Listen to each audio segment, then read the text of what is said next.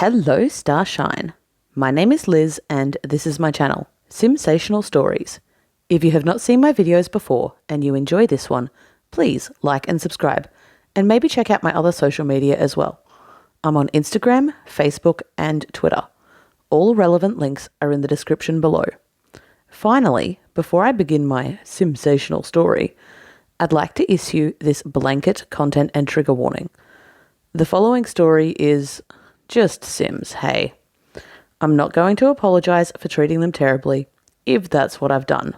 But I do want to assure you now that although I mean absolutely no harm, I completely understand if you feel unable to consume my content. Many loves, and we will catch each other on the internet elsewhere. Okay, so now I've gotten that over with. Let's go. Today's story is from Audre Whitman, The Audacious Maid, and we're at chapter 11. If you have not seen previous chapters and would like to catch up, there are playlists available on my channel so you can hear the entire story in chronological order. The rest of us are going to move on from where we left off last time though, so without further ado. After coming home to find his wife Audre drunk while their daughter Cassandra cried in a dirty nappy surrounded by filth, Anton Lewis was overwhelmed with rage and called his lawyer immediately.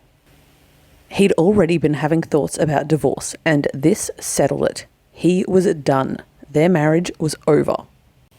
Audre was left devastated. She didn't know what had happened. She hadn't meant to get drunk. It had started with just one, just to take the edge off her headache. Cassie had been crying all night, so she hadn't slept, and then she just lost control, poured drink after drink until the moment that Anton had walked in. That night, for the first time in her life, toddler Cassandra had been fed by her father. Anton had always been a hands-off kind of a parent, but it was obvious that Audre was incapable in that moment, and so Anton had methodically changed and bathed the little girl before putting her to bed and going to sleep on the couch himself. Telling her best friend Thalia Brown about it all the next day was cathartic. Audre hadn't known Thalia very long, just a few months now, but they had grown a strong bond and connection already. Audre had never really had a friend before, let alone one like Thalia, who was a vibrantly strong-willed young woman brimming with idealism. Thalia reassured Audre that Anton was overreacting and probably not even serious about the divorce. She had made a mistake, absolutely. But she was not the first mum to stuff up, and she wouldn't be the last. It would be all right. She was not alone. Thalia promised Audre that whatever happened, she had her back. They would get through this together. On his way to work that day, Anton made some further inquiries with his lawyer and had the man file an emergency protection order and interim custody petition. This was no time for kid gloves. By lunchtime, everything had been approved by a judge, and all Anton had to do was figure out where they would go. His boss soon solved that problem. Commander-in-Chief Herman Brumfield had mentored Anton all throughout his deployment in Mount Komorabi, and he greatly admired the young man whom he was grooming to be his replacement. Upon hearing of Anton's marital troubles and custody woes over lunch, Herman happily invited Anton to bring his daughter to stay with him and his wife. Of course, Herman had no idea that his wife Clarissa and Anton had been having an affair for over a year now. Anton was sure that if he'd known that, he probably wouldn't have been quite so ready to open his home. But Clarissa and Anton had kept their secret well, with nobody save themselves being aware of anything that had gone on between them. Anton hadn't planned for any of this. When he'd left his first wife Anastasia for Audre, he had only done so because they'd been caught together. But when Audre had fallen pregnant and they'd gotten married, he had sworn to himself that this was forever. Instead of forever though, Audre found out at the very last moment that Anton was taking Cassie off her. Audre was blindsided by this sudden bid for custody.